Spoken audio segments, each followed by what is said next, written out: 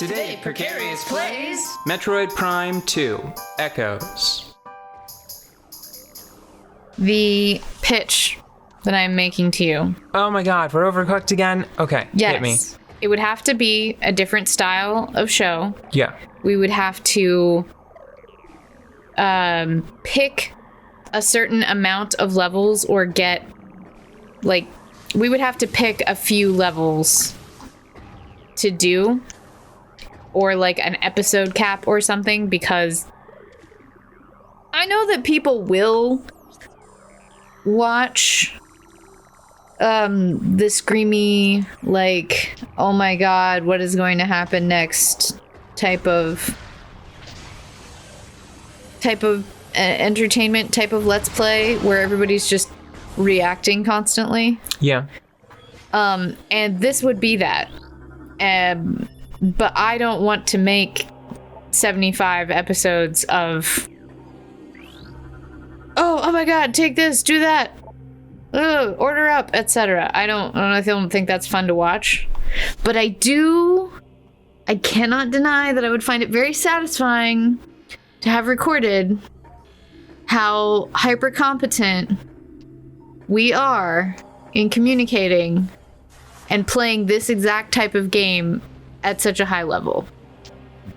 Like, you know, it'd be good. It'd be good to have. And it's really, it was just so infuriating to watch other people. Like, I have never seen anybody play Overcooked the way that it needs to be played. Never. Not once. Just us. Just us.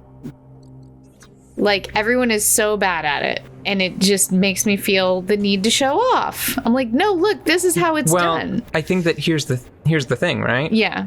I think that the content that you are looking for, the content that you crave, the overcooked content that you crave, it exists, but I think that what you would have to look for is what we would end up having to make ourselves, which is Overcooked, 3 stars only, no commentary, long play. Like, that is the style that you're looking for, because that's what you do to find that's the SEO the SEO, yeah. The SEO that you need for that style of play and that level of competency. I'm gonna look that up later, but I would find it fun to get on here and play. Well, number one, I just love playing that game. It's super fun. I think it becomes exhausting for you, though. I don't think it's as fun for you as it is for me. But a lot of times when I'm playing the game, like, on this show, I end up looking kind of like, blah, blah, blah. You know? Especially in comparison to your stupid ass. Your stupid, like, very good skills. I don't know. I think that this show very rarely affords me the opportunity to show off, to really play at my peak. Yeah, I think that's why it's so depressing. Well, I think, for example, I don't really have any interest in playing a game, like a really skill-intensive game, on this show, and then just focusing on the gameplay. Yeah. One thing I considered is playing the Wonderful 101. Yeah, but then, like, and there are points where things would have to kind of shut down. Yeah, let me tell you, I have gotten pure platinum on all of the levels on the, I think, the hardest difficulty that I care to, which is good enough in my book. And anybody that's familiar with it probably knows which levels I object to. And just to confirm, yeah, it's all of the sort of gimmicky ones that are outside the core gameplay. and suddenly or demand performance in a completely different skill set. Yeah, like it's so frustrating that knowing that I'm never going to get like the top rank in, I think, like maybe the last mission of the entire game. No narrative spoilers, but a small mechanical spoiler for a game that's very mechanic centric, so maybe shut your ears for the next episode, knowing me. So there's an escape sequence where you have to control a vehicle, and you're trying to do, it's sort of like a Star Fox minus weapons scenario. You know, so you have to navigate down a little corridor while dodging debris. Can I get it? Yeah, there we go. You have to navigate down this narrow corridor while dodging debris, and then they spring a second ship on you, and then you have to control both simultaneously. And I don't mind Hideki Kamiya and Platinum Games including those kinds of gameplay diversions. What I do mind and what I can't stand is for those scenarios to impact your rating with like the same weight as the core gameplay. Yeah. It's just, I mean, it's like taking, it's like doing coursework that you're really enthusiastic about and a subject that you are really passionate about, and then, all right, class, I know we've been studying chemical engineering for the last 6 months, but now we're gonna run a relay, and it's gonna count for 50% of your final grade. We what? Yeah, we're gonna run. Can we chemically engineer something Nope. for the Get running. with our bodies? Yeah. With the bodies. Time to beat cheeks. Let's go. And then you just start running. And it's like, yeah, and this is worth the same as your term paper. And it's like, that's dumb. Yeah. I hate you. I wish that it were not. Because I think that the non-stop action of the games it can already be kind of exhausting. It can already be sort of tiring. And I think that without those little diversions, it would be even more pronounced. I think it would be worse for like the initial playthrough, but it's whenever you go like, I'm gonna do it. I'm gonna get platinum. I'm gonna get pure platinum and everything. You know, the internet really makes feats of skill less fun. It does. Because, like, there's always going to be somebody that's, like, visible. Someone you can see and comment on that has done whatever ridiculous thing that you want to do, but has done it better. You know? And even in the rare occasion that you might be the person who has done the ridiculous thing, Yeah. it's only one of the 18,000 ridiculous things available to be done. You know?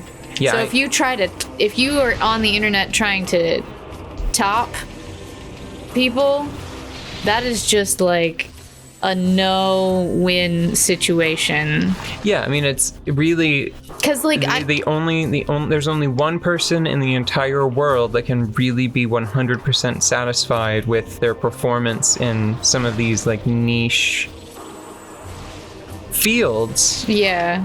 And I think that's why like speed running the internet has absolutely devastated the concept of speed running for me, because whenever I was young,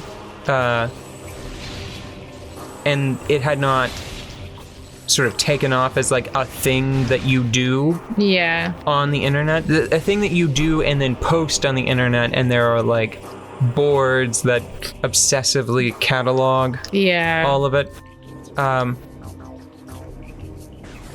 That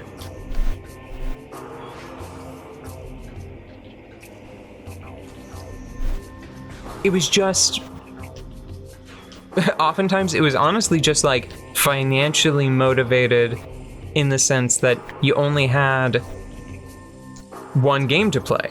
I'm just gonna get really good at Resident Evil 4 because Resident Evil 4 is the game that I have this summer. Yeah. You know? And I think that it was also it was a very this is gonna sound sort of what's self-aggrandizement, but for something external. Like I'm hyping it up too much. This is overly grandiose, right? Yeah. This is gonna sound overly grandiose, but it felt like a very martial pursuit. It felt like that I am trying to be my best self. I am going to practice this experience, competing against me. It was very, I mean, for lack of a better term, it was very zen. Well, it's really fun whenever you decide and then put in the work to improve a skill. It's just so satisfying. But then whenever you're on the internet, it's like, oh, that's cute. And it's like, no, I spent time and energy and enthusiasm in developing this. It's not cute. It's something I did for myself that I would like to have record of. You know? Because that's what it is. That's what, you know what, that's the thing. Maybe we should talk about this more later because we are at the tail end of an episode and I don't want to get on a rant. But maybe we should have a series or even just record it for ourselves if Bale will humor this. But I think it's fun watching you pull off crazy shit in like Bayonetta. Like that's fun for me to watch. But I don't need it to be like the single best combo that is possible to do in the game. It's just fun. Kind of like I think it would be fun to have a recording of you and I collaborating at the level at like this apparently unusual level because like most people cannot do what we can do with that game. Yeah. Right? I think that it's a feat, right? And the fact that you just gave me keywords to find that feat on the internet so that we then don't get to relish in the fact that we can do it, that's sad. No, I mean, we can relish. We can relish. Relish is a food, you guys. Yeah, it is. We can relish in it. Mm-hmm. It's just that you do have to recognize that whenever you're dealing with the population of a planet, yeah, that they're stupid numbers. Yeah, it's not as unique. But I still want to point out that so you just have to think about it in a different framework. Mm-hmm. Like it can be easy for me to be a bit of a downer, and it's like I know that I can say, like, I'm very good at the Wonderful 101. And I can say that confidently. And then some smug piece of shit can roll in and be like, but you just said you didn't pure platinum the whole game on the hardest difficulty. And I can do that, so I'm better at it than you. And it's like, yes, you are better at the totality of the Wonderful 101. I might claim that I'm at least as good at the core gameplay, which is the part that I am concerned with. That's the part that I care about. And then I would also try to point out to that point, not that I would expect it to hit home, because this imaginary person sounds like a bit of an asshole, but I would point out, like, video games, even though they are much more popular than they ever have been historically, like they're much more mainstream, they are still a niche product. They are still only available to a tiny subset of planet Earth. Yeah. The most popular game that has... Did you know, like, you and I have not played most of, like, the top 10 currently most popular games ever? Have you ever played anything in Roblox? Nope. No, of course not, because it looks like garbage, and it's an abusive setup. It's like it's a weird, bizarro reality version of Little Big Planet. Yeah. That it's basically some absolute cretin figured out how to monetize Little Big Planet and make it look like way uglier. Yeah, that's the part that I don't get. Yeah, but Roblox is, as far as I am aware, still technically, like, it is currently the most popular digital game, you know? Yeah. So what was the point that I was trying to make? The point that I was trying to make is that, yeah, it's true that I'm sure that there are dozens, maybe hundreds of people that are just way better at the Wonderful 101 than I am or will ever care to be, right? But then I can just remind myself that there are probably billions of people that would struggle with, like, the fundaments of the game. You know, there are billions of people that would be like, so wait, I'm controlling all of these little guys at once, and would struggle to get out of, like, the tutorial zone, you know? So it's all relative. And I think that one of the most damaging things that has happened in society in general is the internet has provided this interconnectedness that I think it makes it much easier for people to be, oh, hey, self-aggrandizing. Now it's relevant. Now it's the word that I need. Because you look around you and it's like, haha, I am king of the castle. And because you're on the internet, you just have this assumption, like, and the castle is all that there is. And it's like, no, bro, you went to a fighting game tournament where, yes, I'm sure that these are the top 60 Smash Brothers players in the entire world. I've got bad news. There still aren't that many of you, you know? The field is still very narrow, and that's not... It's not like an absolute barometer of ability, you know? It's not some objective measure of quality because you're in a tiny field. The internet was a mistake. The internet was a mistake. The internet is ruined. I don't know when it happened. I don't know when I became such an old fogey, but I look around and more frequently I can't help but think, like, we have lost more than we've gained thanks to the internet. Come back tomorrow for more internet show.